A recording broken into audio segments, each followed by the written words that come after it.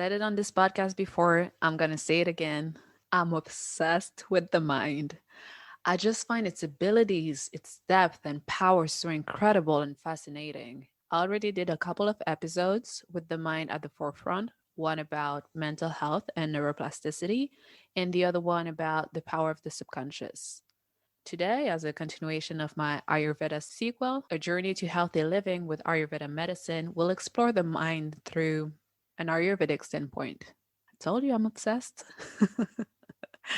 Indeed, in part one, we touch upon the importance of aligning our body with our own composition and the external environment. In other words, Ayurveda is a great reminder. It reminds us that the earth, Mother Nature, through seasons, naturally provides us with the food that we need at that specific time. With our overly industrialized society, it's so easy to forget that as humans, we're fully part of that ecosystem, that our constitution is made to live in tune with nature, with the circadian rhythms, literally the rise and the set of the sun, to be active when nature is active and rest when nature is resting, to balance our daily routine so that we flow with the energies of the day rather than going against them, which will inevitably result in suffering. But what is a healthy body without a balanced, healthy mind? There is no denying that the two are inherently linked together. Brain functioning underlines and affects mental and behavior functioning. A body that is not functioning well is often a reflection of what's going on inside one's head. Similarly, a mind that is not well will affect the body through a series of ailments, diseases, and imbalances. Imagine all the things that you have been exposed to and going through individually since you took your first breath on earth. Now, add all of the societal, everything that you've experienced to, and mix it to the bunch. That's a lot, right? The mind has a tremendous influence on our overall health. That's what I want to dissect today. How to heal our minds on all levels, from the subconscious to the superconscious part of the brain, with the three regulatory principles of the body, mind, and soul in Ayurveda. For that discovery, who better than a neuroscience BA holder and psychiatrist who has an extensive knowledge of Western medicine, public health, but also adds Ayurveda, spiritual practices, and wellness lifestyle approaches into the mix to build an unshakable awareness for self healing. I'm very grateful to have Dr. Siva Mohan on this podcast today to guide my little investigation about aligning our mind with Ayurveda medicine. From neuroscience dork to witch doctor, her words, Siva presents a unique east west mind body version of Ayurveda. With her mind heart approach, she makes this complex yet basic medicine and philosophy simple, enjoyable, and more importantly, imperfectly perfect for our modern life. She has been guiding people in her private practice for over a decade to build self awareness, emotional wellness, to live a healthier life. So, as usual, listen up to this jam. Namaste, listeners. Hi, Siva. Hi, how are you? I'm good. How are you? Good. We made it happen with the Yes. time zone difference and everything. Are you ready to dive into the mind and Ayurveda today? I was so excited to kind of read what you wanted to talk about because I feel like this is the stuff I like talking about. Me too. So, as a doctor, you have an extensive background in Western medicine, especially neuroscience and psychiatry. But that wasn't good enough to satiate your passion, enthusiasm, and fixation about the mind body connection. So, Ayurveda helped you find some extra answers. Could you share a little bit more about that obsession? And I'm quoting you with this kind of word, body connection, and it's linked to your own Ayurveda journey. Yeah. So, it's so funny. You never really know where you're headed when you start the journey, right? And when I went into neuroscience, it was such a cool, burgeoning time for neuroscience. This is my undergraduate degree, and I had one of the best mentors, and we were really looking at like how do we choose things differently? And even like my thesis was on the sex differences and decision making behavior between men and women, right? Like such cool stuff, right? I barely remember it, so don't ask me too much about that. Okay, I'll skip that part. Apparently, I haven't figured out all of the memory enhancing of tools of Ayurveda. But it was just like so conceptual and theoretical and philosophical and related to real life situations and applications, right? So this is the study of neuroscience. Now, the practice of neuroscience in medicine is like almost all the opposite qualities. It's super limited. You're really talking like seizures and then all of the aging things, the dementias, the Alzheimer's, the Parkinson's, and a small little amount of like random injuries.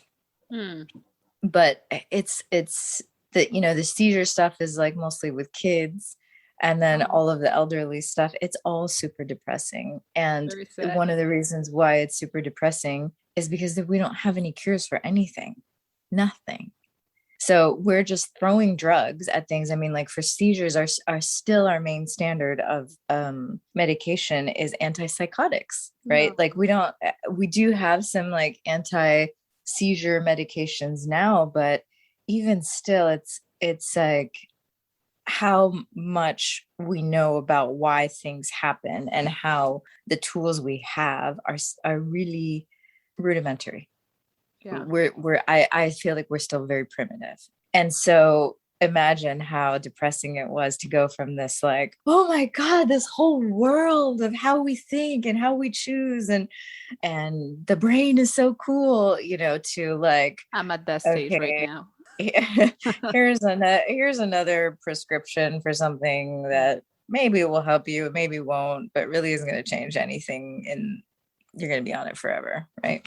Yeah. So that's why I didn't go into neuroscience and medicine. And then when I was doing my psych rotations in the clinical years of med school, that's when I was like, oh, finally, here's a science where we're actually taking people's lives into consideration in the picture, because we're not doing that in primary care. We don't have the time. We're not doing that really even in pediatrics. Like we're not doing it anywhere as much as we should. Like GYN, like what the hell? We really should be considering some very important factors in our lives that directly affect the signs and symptoms that we're seeing in those organ systems and those tissue systems. But in Western medicine, we don't have that information. We don't have that perspective. It's like everything beyond the physical has been sort of cut out. Yeah. And so, there's no way to say, oh, this is how you can additionally affect it, because it's not in the framework at all. Right. So coming to psychiatry, it was like, okay, great. Like now we're looking at how people's lives are affecting them. But just to give you an idea, so in psychiatry, we sort of have like two main houses. There's the sort of more Freudian, like psychodynamic stuff, which is more of that, like, let's look at all of how we got here and the childhood wounds and the imprints to better understand ourselves, right? That's a little bit, because you can spend decades on the couch. Lifetime, yeah, definitely. And, like still be unraveling stuff, but look where it puts your focus. Look where it puts your attention. Here's all the stuff that's messed up about me. Am I allowed to curse on this? You are allowed to curse on it. Because it might, when I get excited, sometimes like, emphatic language flows. So yeah, it's like, here's all the reasons why you're fucked up. And, now we understand it. But I've just kept you focusing on breaking down all of what's wrong and why it's wrong.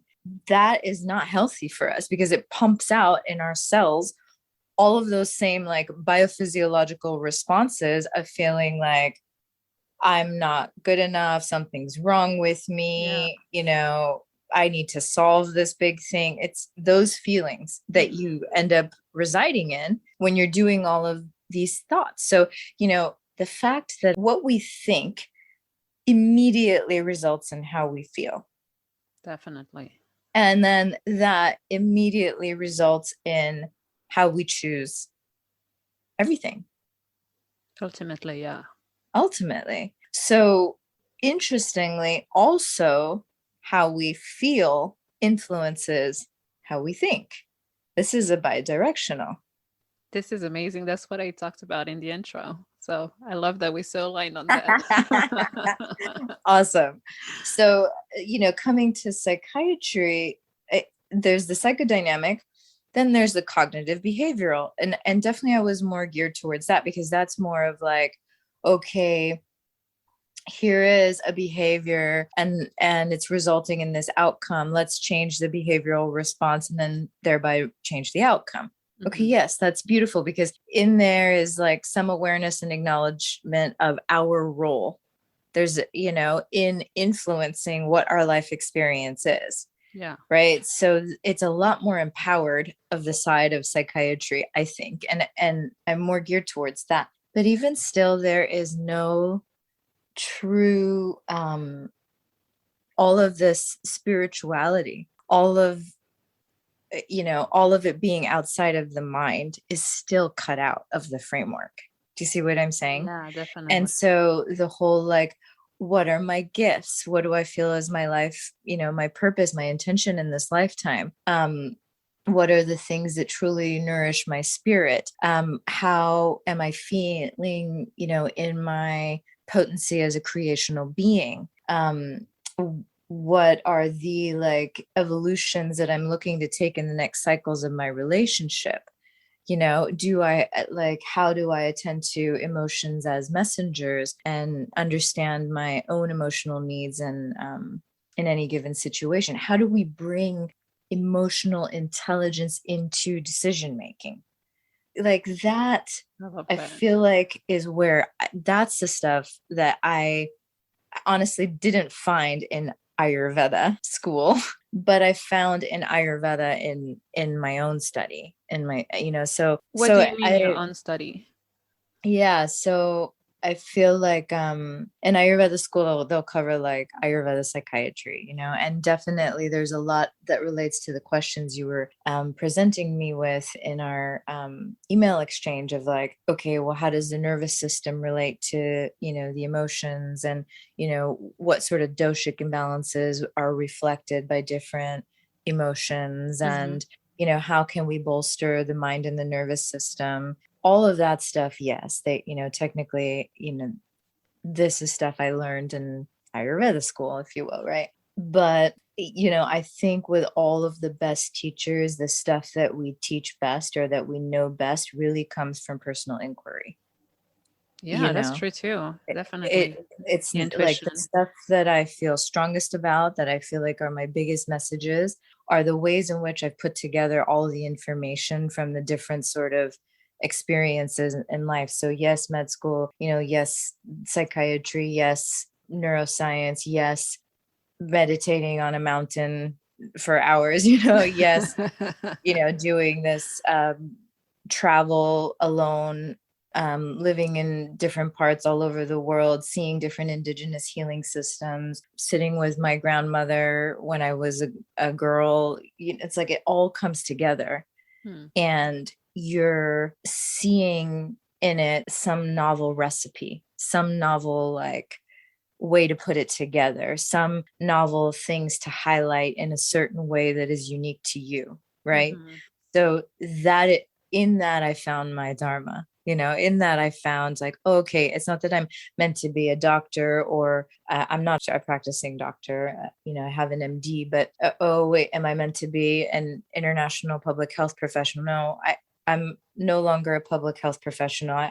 Yes, I have an MPH. Oh, am I meant to be an Ayurvedic practitioner? No, I don't even call myself an Ayurvedic practitioner because I don't want to be bound by all of these boxes and the rules and the structure and like what I'm allowed to do and not allowed to do and what I'm supposed to say and how I conventionally need to present something because I'm a thought leader. Like this is not, I can't be restrained by, the Ayurvedic board coming after me because I'm saying some leading edge translation of it that rings true for me and rings true for like the thousands of people that I've taught. Right. But so anyways, I don't know how we kind of got all over the place. No, but that's interesting because it shows how multidimensional we are at the end of the day, and no box can actually define us. So you taking all of your experiences, all of your different feelings about a certain concept and making it your own.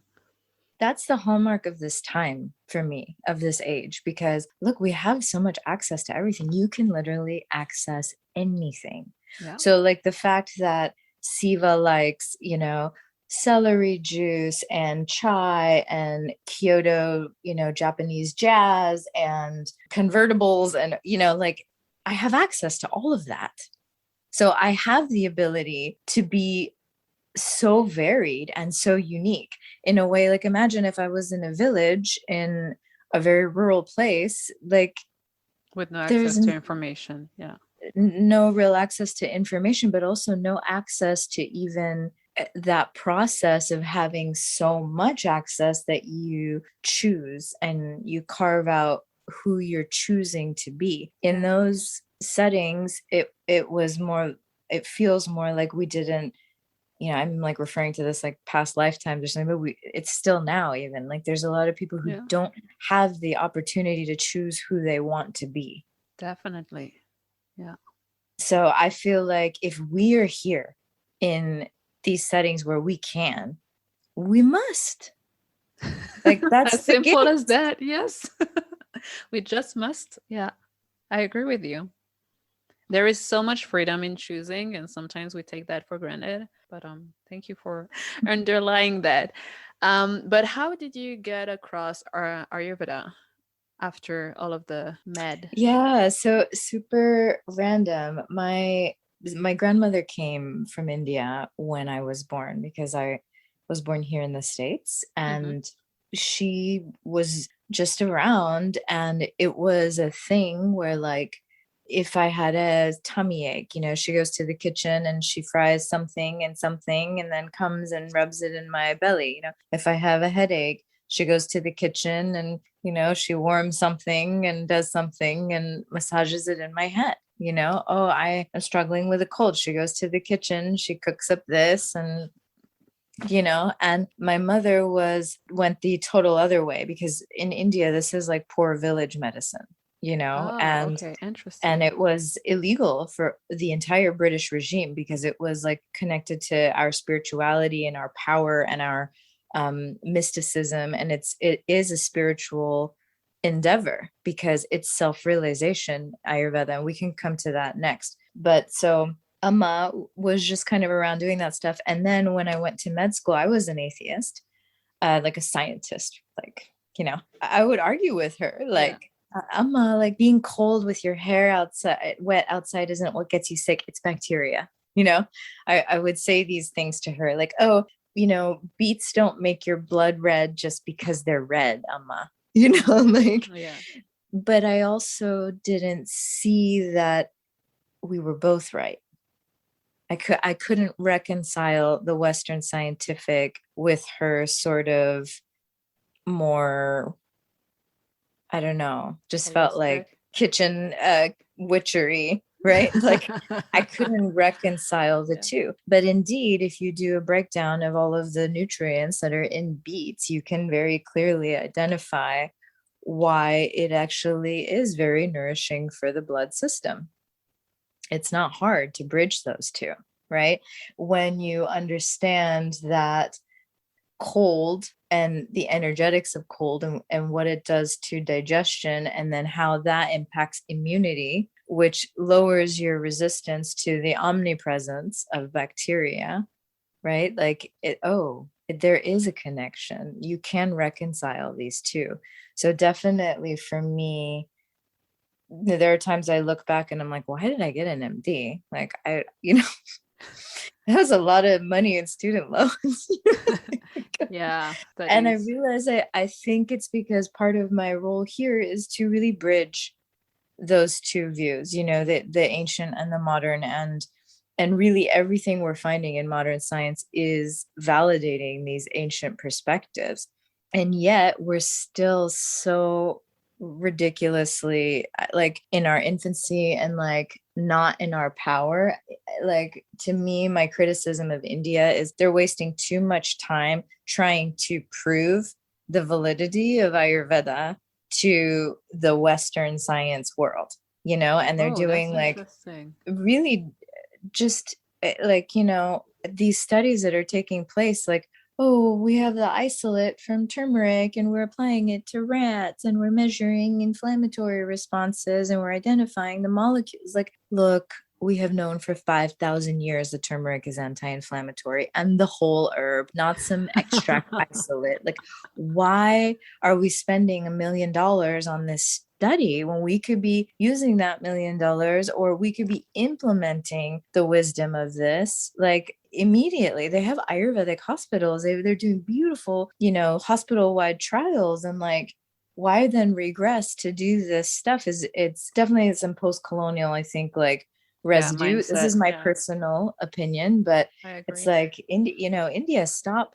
wasting your time trying to prove this in the Western context. Like, step into really learning it and seeing it yourself, because even Ayurveda over there is super allopathic.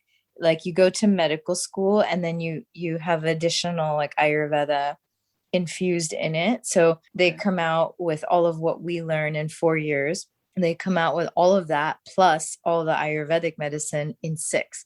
It's Oh, insane. wow. That's a Insane. lot I of mean, work. like, I don't know how that's all even integrated. It's not supposed to be like that. So, it's supposed to be a lifetime of information coming in. So back to answer your question of how did I find my way to Ayurveda? So I was in public health. I kind of got a little disillusioned because I was, working for some really amazing organizations globally that I had like aspired to work for. And I felt like there is no real impact, and like there's a lot of red tape and a lot of politics, and I was a little Yeah. disillusioned. And a lot of And so bureaucracy too. I all of that was it. also my experience before, so I relate to that. Uh-huh. Yeah. So I just was like taking my like quarter life crisis break. I had some money in the bank, and what do you do when you're in a quarter life crisis? You do yoga. So, I mean, I had been doing yoga already, but then I really got into it and I opened a yoga studio. And then I was getting ready to become a mom. And I decided, hey, Amma's getting really old. I think she was around 96, 97. Like, I want to know, I want to learn. Like, I want to learn that way of life. I was already like, eating organic, doing yoga, and like kind of interested in these themes and lifestyle. So I just literally went to Ayurveda school to learn how to mother in the way that my amma raised me. Ah, And but did lo you and know it was behold, Ayurveda what she was doing, or you felt like it was just grandma stuff? back then, no, we didn't call it Ayurveda. It was just, yeah, like Grandmother Indian culture. recipes. Yeah, it just what it was. Yeah. But, by the time she was older and I realized like, she was not in the place where she could like teach me, or, not at the level where she could like come and help raise my kids like that. So yeah, I just really went out of curiosity and wanting to learn home remedies. And then, and then I was like, oh, this is the missing framework. Like, this was the missing framework. This is how I can reconcile medicine and science with what I actually have as a life experience, or what makes sense to me, or what I feel. Mm. And that bridging finally happened. And then to also, at the same time, I finally was like coming into my spiritual self, over those decades of time too. So it just kind of all came together with Ayurveda. And I had this love affair of like, oh, here is the missing framework. I get it now. I see the whole thing. And so, I say that what I practice is mostly Ayurvedically inspired, but there's a lot of new age language that I use in talking about consciousness and spirituality and things. There's a lot of psych language I use in talking about emotional wellness. There's a lot of medical language I'll use when talking about body systems, right? But it's so amazing to have all of those pools to pull from when Yeah. I'm looking at any given situation. I don't know if you feel like that, but I feel like it also validates every step of your journey too. because you were saying just before, like, I don't even know why I did an MD, but at the end of the day, he gave you enough knowledge in Western medicine to be able to have this contrast with Ayurveda and spirituality and actually make your own system by blending both together. That, and also I really do understand the credibility too. Do you know what I mean? Yeah. Like there's a ton of really brilliant Ayurvedic doctors here, but I don't know. I feel like those letters behind my name, I hope will help me in my purpose to like expand people's idea of what modern medicine really is, of what Definitely. this access that we have, you know, of how it can be used to like tailor our approach to anything we're trying to heal, or even to our own wellness preventative lifestyle. Definitely. And you mentioned it a little bit before, but there's a lot of buzz around the doshas when we discuss about Ayurveda. But when it comes to the mind, there's also an extra layer, I would say. As Ayurveda said that the mind possesses three gunas. I don't really know how to pronounce that. Is that the right pronunciation? Guna. Okay. Is the invisible attributes of consciousness, which are responsible for the mind activity on the body. So you can correct me, but I think the sattva is bliss or goodness, tamo, inertia or darkness, and rajo, passion or motion.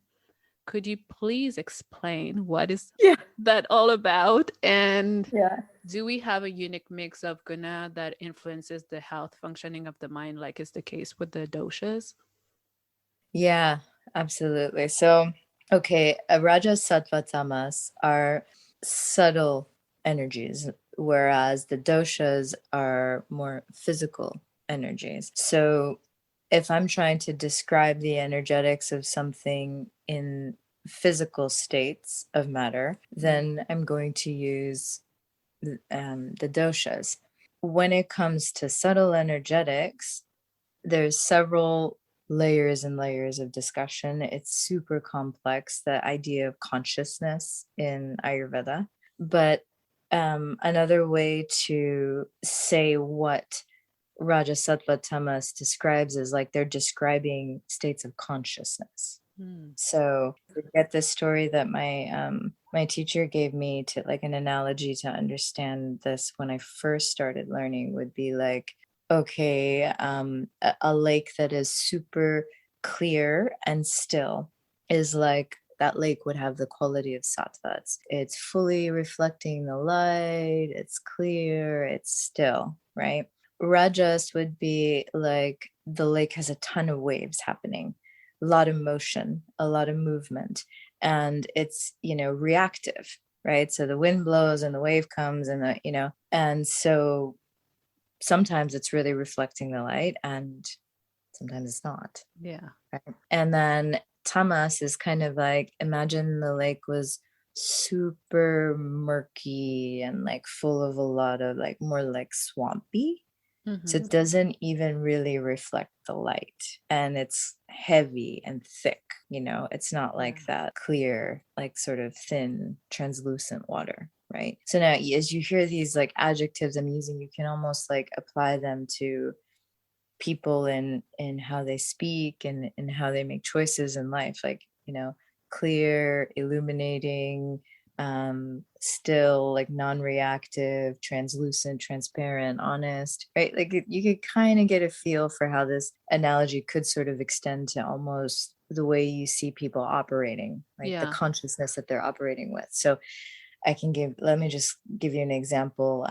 This morning I returned my rental car and the charge like for the extra day was ridiculous, you know, just ridiculous. And what the guy told me on the phone when I called to ask him what the charge would be for the extra day was 50% of that amount, but he just failed to tell me about all of the fees and the taxes. Yeah. So, okay, stimulation happens, the wind occurs, right? Now, if I am like most human beings, I'm in a rajasic consciousness and I'm reactive, then that would be I'm reactive with him and like, why didn't you tell me this? And I called you about this and this is not appropriate and blah, blah, blah, blah. Okay. Am I reflecting my divine nature in that reactive response? Not Not so really. much. Like, Yeah. it's not this guy's doing or control. Like, he's just a car rental employee, you know, Mm. like Following this the is a system. Yeah. system, it's a computer, they have this down, you know.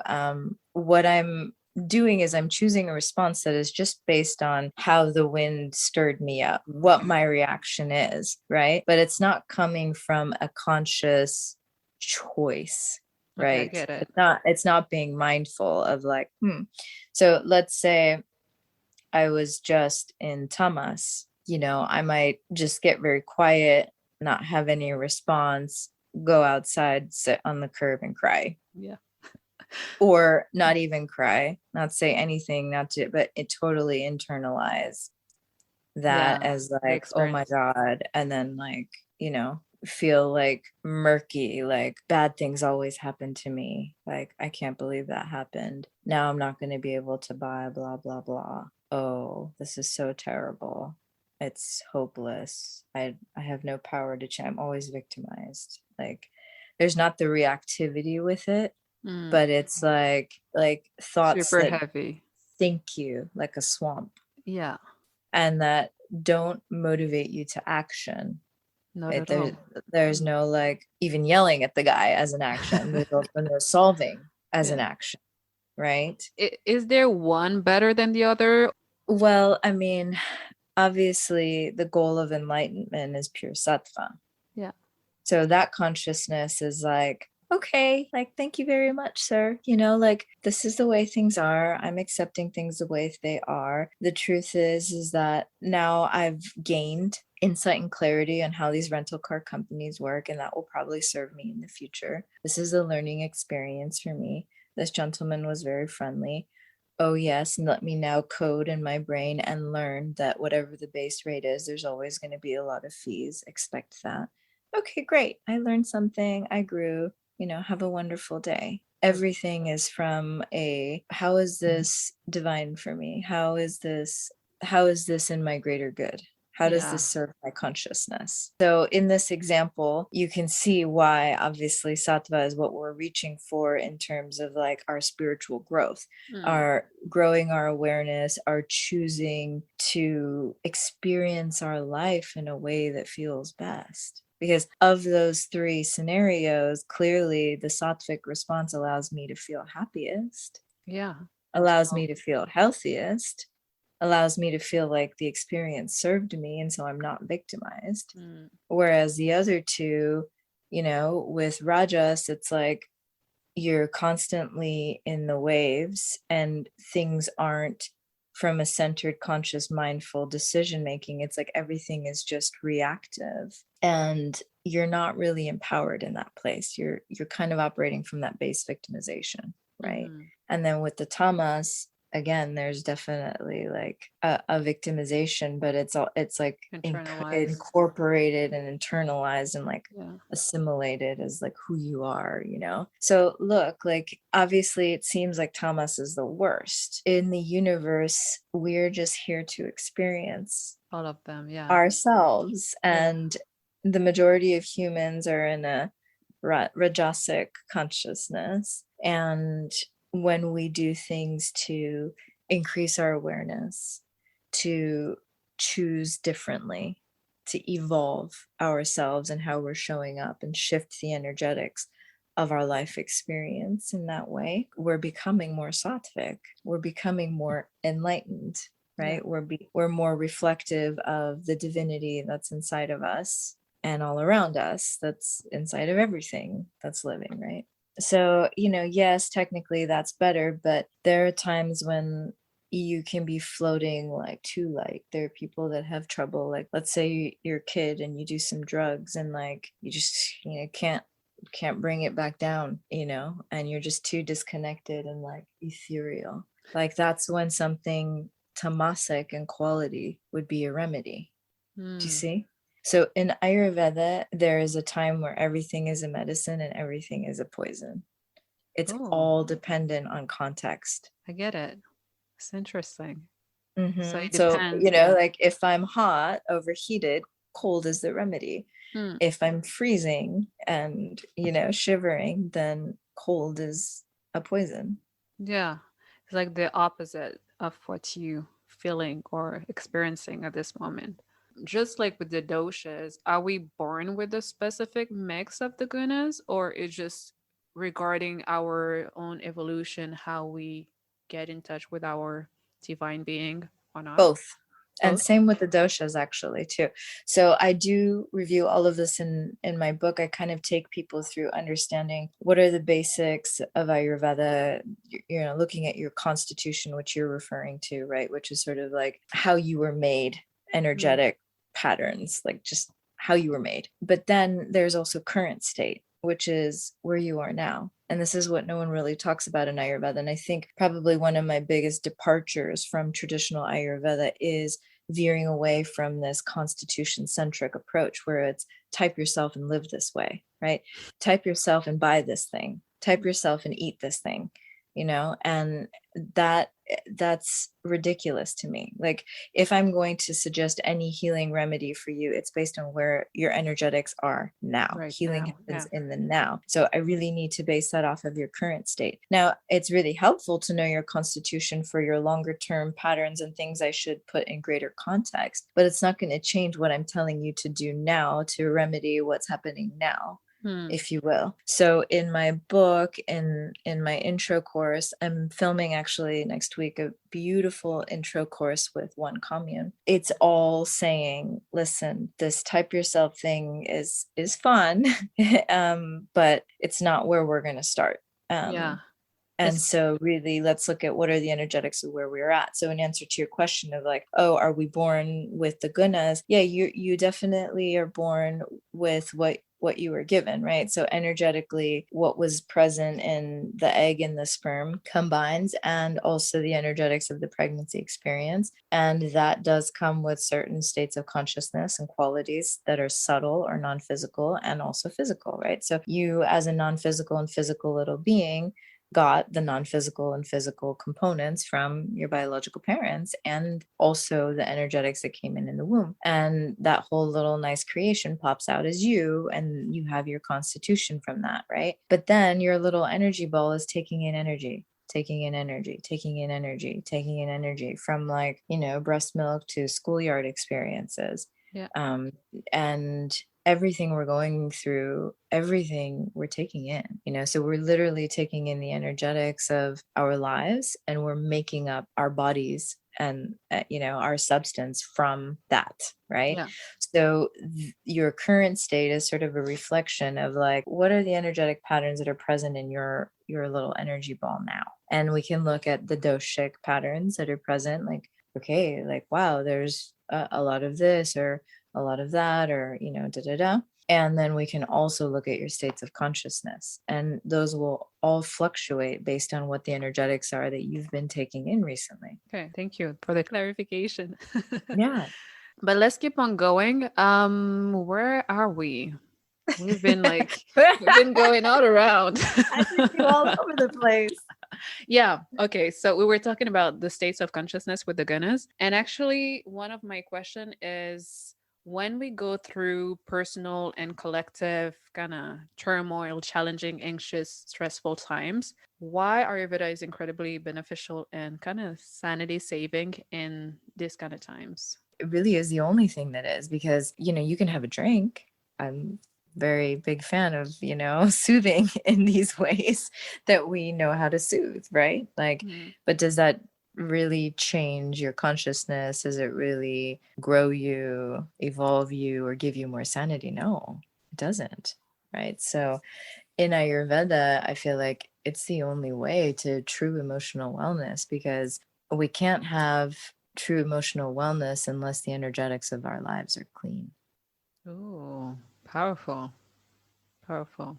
Because if you think about it, your emotional body is a really beautiful signaling system. Yeah. So its whole point is to let you know, good job, things are feeling good. Here's some good feelings. Or watch out, something's not right. Here's some unpleasant feelings. Like, that's its core function, right? It's a guidance system. So unless everything is clean in your life, meaning you're free of internal conflict, your relationships are in good order, you feel happy with what you're doing in your life, you're finding joy in a day, you have a lifestyle that supports your wellness, like how can you really feel good? Good or bad if you have Good. everything like that? How can you really feel good without that stuff? Yeah. Yeah. Okay, but that is the ideal when we think about it. But in real life, there's a very small portion of people feeling like that.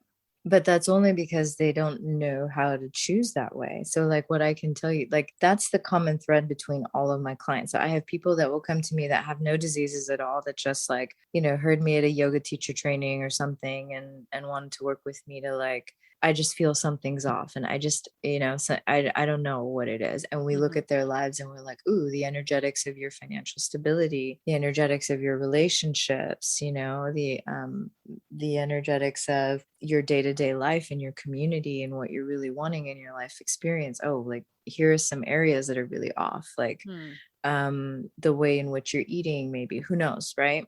And what I do is I teach them how to see the patterns that they're in and introduce a bunch of different shifts or ideas or tools, but I bring them into the thinking process of like, here's the pattern that we're addressing. Here's what we're looking to cultivate more of or head towards, the pattern, the new pattern that we're looking for. Here's a bunch of ideas on what would head you closer in that direction, right? Like which one resonates most with you?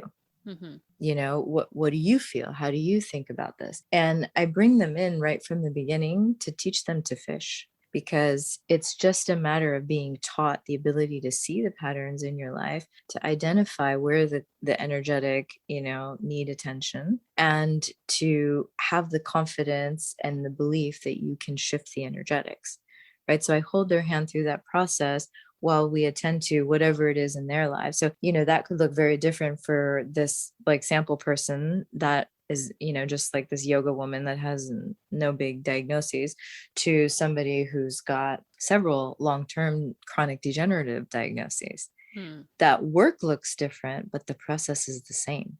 It's building awareness, teaching them to be able to see the patterns that they are having, that they're embodying, and that they're choosing, teaching them to see how they're choosing it, giving them ideas of how to choose differently, holding their hands while they choose differently and like modify and learn, and then actually experience a shift in the energetics and get to feel it. And that's a transformation. And once you get a taste for that, like you want that. Like once you find a way to work through your day where you're like, I love my day, once you find a way to deal with your kids where you're like, oh, I like my kids, like it feels amazing. Once you find a way to eat where you're like, oh, I'm not bloated all the time. Like, oh, it feels amazing.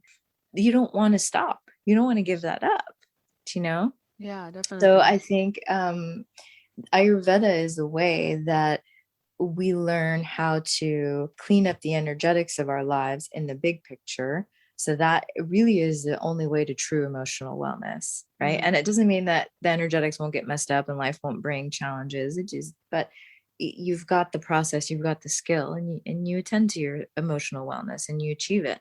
Um, on a smaller scale, Ayurveda gives us like so much really helpful basics on just like, okay, like having a daily rhythm, having self-care routines, balancing wear and tear, taking time to, connect mind and body, yogic practices, breath work immediately changes the mind frames. Like Mm.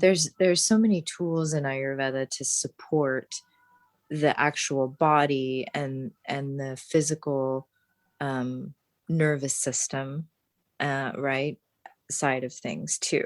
Yes. So I feel like that's why I said, to me, Ayurveda is the only real way to this, because you need a system, you need an approach that allows you to attend to the larger energetics of the container of your life experience, but also the micro energetics of, what's happening in your Inside. body Yeah. and like day to day in your mind. Yeah. Yeah. And I just want to circle back to something that you said about choosing, because we do choose our perspective, how we look at things, how we behave etc., etc. But you also mentioned people with chronic diseases or diseases of any sort. So how mentally these people will take it when you say you sick, but you choosing a certain pattern that is not helping your case? Because most of the time we feel like, okay, I'm sick, this is not my fault, this is just nature or whatever. It's genetic. Or genetics, yeah.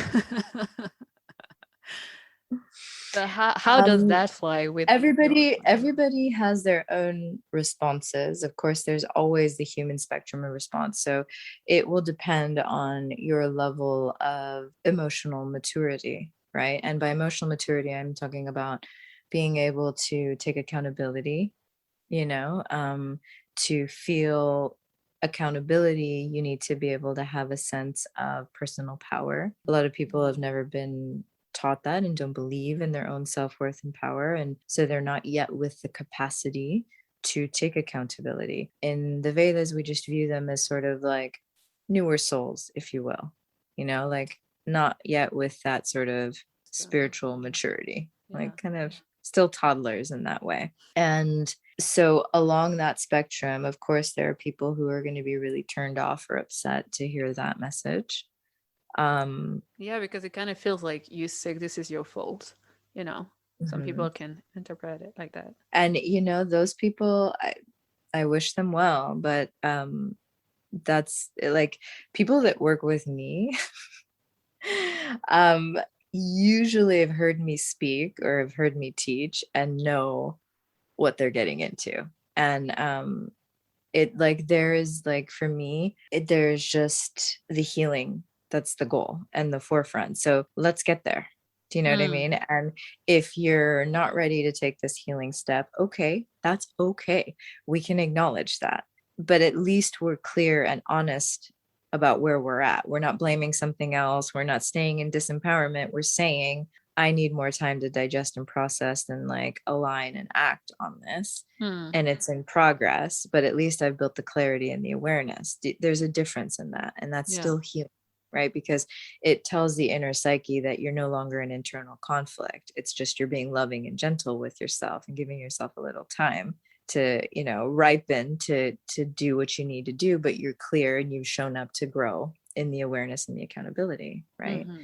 So, I mean, I tend to attract people that can handle that really well. And it's a prerequisite to healing, because if you don't show up to take charge of your role in creating the patterns, then how can you flex your power in changing the patterns? Yeah. But that I do understand. And I think I completely 100% agree. But not necessarily, it's not that I don't agree or anything, but what makes me question is, for example, for people with incurable diseases or people with a brain tumor or whatever, where is the choice here?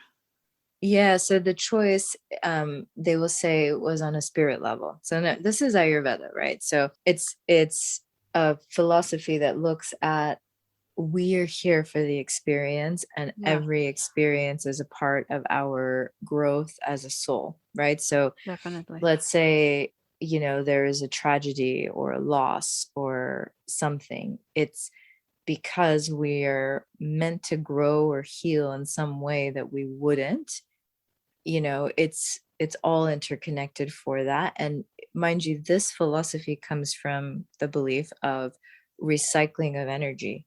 Right. So we have the carbon cycle, we have it like also to soul material, non-physical materials also recycled. And so very much so we're recycled physically, but in the Vedas, they also believe we're recycled non-physically. And so the idea that your non-physical matter spans lifetimes, when you zoom out on that level, it's like, yes, every lifetime is going to be full of tragedies and victories. And it's all there to just expand your soul, bring in more light, expand your soul, expand your sattva, and that's it. And so there's nothing like really tragic from this perspective. Now tell that to a mother that just lost her child, that you can't, but this is the zoom out perspective, right? And I think like in the end, staying in victimization and tragedy doesn't allow the healing. because it keeps you a vibrational match for more victimization and tragedy. So it's not until you fully say, I'm in an empowered stance on this, which can only happen when you say, everything happens for my greater good, even this ridiculous car rental charge. Yeah, and I think that's where the spiritual aspect of Ayurveda comes in, because the way that we were talking when we talk about diseases, my first instinct is thinking about the physical. Okay, your body is sick, but that's true. We need to zoom out. We need to look at the soul journey too, about why we're here, why we going through these different challenges, and that with any kind of bad or good event, you kind of get a lesson from it to grow and elevate your soul. I mean, that's my own perspective on things. Oh yes, and my most toughest cases are the long-term autoimmune diseases, the ones that have been on like immune suppressants, like basically chemotherapy for years. Yeah.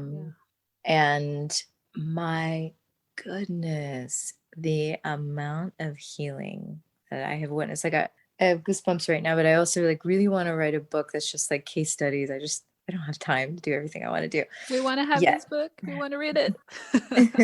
Right, where it's just like stories of healing that I've witnessed. Like, I mean, there is this one woman, I'll never forget her, and she was for 12 years on all of these like hardcore for rheumatoid arthritis. We got her out of her job, switched the energetics around in her marriage, changed her daily routine, changed her diet, put her on some rejuvenative herbs, and switched also her exercise routines. She cut her pharmaceutical load by 75% in a year and a half. She was glowing. She lost 40 pounds. Everyone was asking her what she was doing. I mean, wow. But then again, it's the power of the mind, the way that you guys shifted everything, plus yeah. It does, but remember how we were saying before, like thoughts affect feelings, affect choices, but it's also bi-directional. So the other way around there is too. the power of the mind and that she could choose to think, but this is really hard. Like, can you imagine like when you're in so much pain and you're taking all these medications and you're going through all the side effects of it, and you like your job and it's fine and you've done it forever, but it doesn't really drive any passion and your marriage is sort of loveless, and like it's really hard to change your thoughts from there. I agree. But what we did is she gave me the power as like a practitioner or healer or coach or whatever you want to call it, to guide her to change her choices.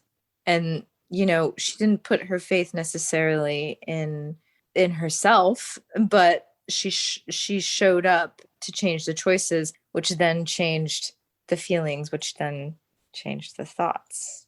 And then it went back and up and back and up and back and up. So that's so cool that you brought that up, because yes, there is the power of the mind, but before you even are able to really shift what you believe and what you think, you can shift what you're choosing and experience a shift in what you're feeling. Yeah, that's true.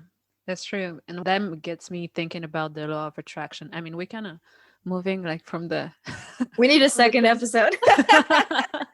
Yeah. But a lot of people are thinking, okay, you just think about it, you just feel like it's gonna happen, and then it happens. But sometimes also changing your scenery, changing the way, the people you associate with, helps you have this kind of mindset, and not necessarily just starting with the mindset. Everything that shifts the energetics shifts our manifestation. Yes. Because it's all about being a vibrational match for the experience that we're desiring. So if I'm eating in a way that matches that, if the affirmations I'm playing matches that, if the vibration of my room, my environment, like you can shift energy in infinite ways. So absolutely, when it comes to manifesting and law of attraction, which is just an energetic basic principle that definitely was acknowledged in the Vedic time period and all ancient cultures.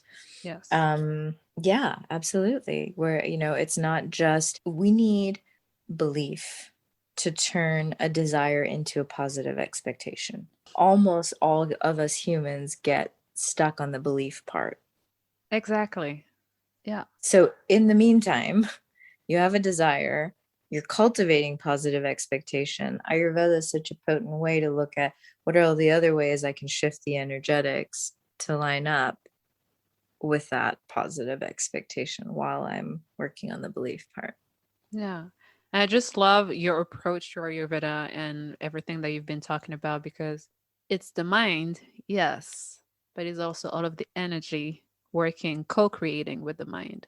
Thank you. Absolutely. Like at its core, I think I also describe Ayurveda as an energy mapping system, but it is also the awareness that you build. It's like once you start seeing color for the first time, you can't turn it off. So once you start seeing energetic patterns, you see them in everything. You've really built a new consciousness, right? And so really Ayurveda is that awareness too. And then when you apply that consciousness to how you make your choices, who am I hanging out with today? What time am I going to bed? What am I eating? Blah, blah, blah. Well, then it's empowered decision making, really, because I could say, let's define Ayurveda as a way that really means I know how to choose what's best for me in any given decision. Yeah. Whoa, right? And then you do that regularly and it's a lifestyle. Yeah. And then you get into your routine, definitely. So, empowerment tool instead of just a medicine and a philosophy. Yes, it's not just home remedies like I thought when I first started. You called that what? Kitchen witchery? So, yeah. And very last question. Where can we find you, Siva? You mentioned your website. Yes, the website is the best place. I think you found me on Instagram. I did. Which is also Ayurveda by Siva. So that's AYURVEDA BYSIVA, ayurvedabysiva.com. And really the website has my events, my courses, the book, people that might be interested in private consultation and all of that good stuff. It was a lot to cover in this only one episode. Good news, it just means that you'll get a part 2 of it before jumping into the soul. So stay tuned. It will be released very soon. Thank you so much. I really enjoyed our talk. I love all of the beautiful and powerful gems that you sparkled here and there. So thank you so much. You're so welcome. Thank you for having me. Like, this is a really fun conversation, and I think you're asking really good questions. Oh, thank you. That goes straight to my heart. Good. Thank you, Take Siva. care. Bye-bye. Bye. Thank you to have taken the time to listen to me and my guest talking about conscious living. Conscious Matters is a self-produced podcast. If you enjoyed this episode, please leave a review and or donate. 5 stars always preferred. Your support will help to keep on raising the collective consciousness together. Talk to you soon.